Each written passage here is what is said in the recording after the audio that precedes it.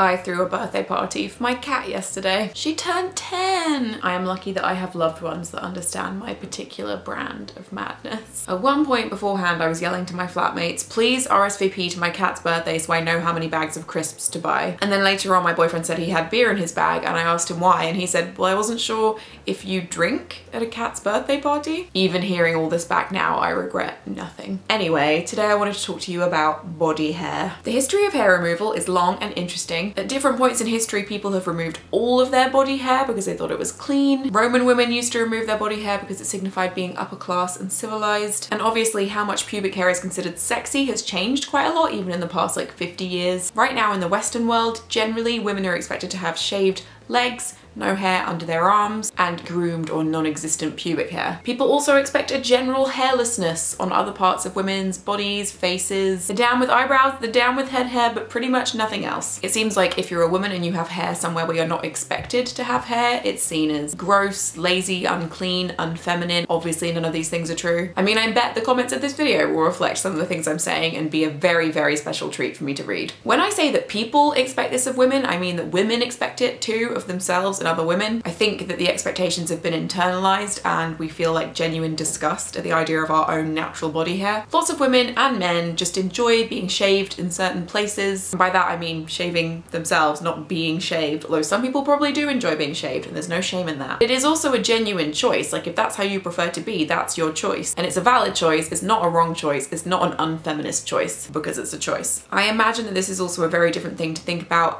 if you're not cisgender. When things are seen as signifiers of mainstream masculinity or femininity, it's inevitable that it would be a very different issue for people who are transitioning or presenting in a certain way or who don't identify with a certain like rigid idea of gender. Anyway, I have been like shaving and grooming everything since I knew that that's what I was expected to do. At this point, I know what I like. I let my lower leg hair grow out over a winter once and it was an interesting experience, but I don't really love it. I don't hate it, but I think I probably prefer to go without. And I like to stay a little groomed in other areas. I am lucky that my body hair is mostly blonde, so in places like my arms and my stomach and my face you can't really see it, so I haven't had to make a choice about what to do with like that hair. But what I have been thinking about lately is armpit hair. Armpit is a very strange word and I was gonna say underarm, but no, it's an armpit. It's the pit of the arm. Call a spade, call a pit a pit. I realized last month that I have never grown it out intentionally. I've always shaved it. I've definitely always felt a certain level of disgust before at the idea of having long hair under my arms. It's only recently that I've had a bit of a perspective shift. It's so much to do with environment because at my old job,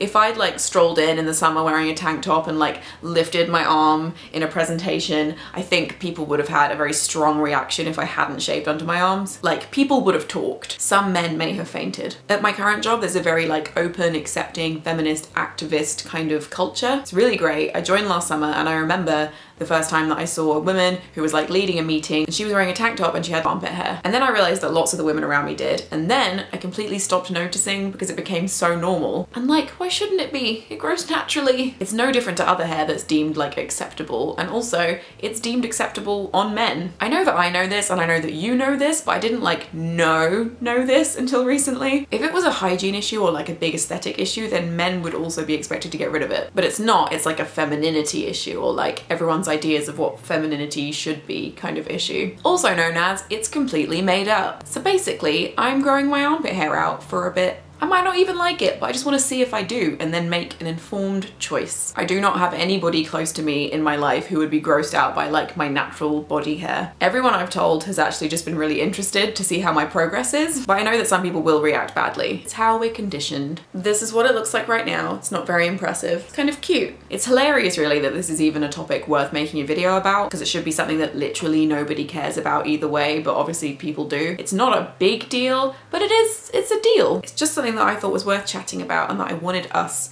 to talk about. My experience is obviously very limited to who I am as a person, but I would love to hear your experiences and your thoughts in the comments below. I don't know why I have been gesticulating so much in this video. Don't forget to listen to me and Rosianna's podcast. Link in the description below. Bye.